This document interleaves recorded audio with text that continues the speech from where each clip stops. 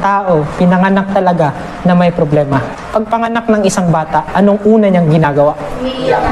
Umiiyak siya. Hindi siya tumatawa. Di ba ang pangit naman paglabas ng bata? Hey! Ang pangit naman. Di ba? So, hindi ko alam kung bakit umiiyak yung bata.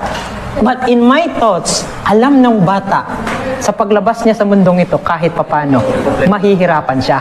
Kaya paglabas pa lang ng bata sa sinapupunan ng nanay niya, umiiyak siya. At ang unang pinaramdam sa inyo, kung hindi kayo umiyak para mabuhay kayo, pinapalo kayo. Sinasaktan kayo.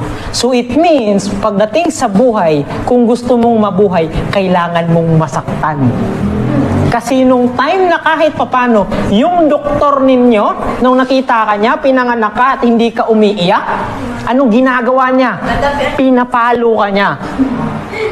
Kasi bakit? Gusto niyang maramdaman mo na masaktan ka kasi para mabuhay ka. So doon pa lang sa example na yon, tandaan ninyo.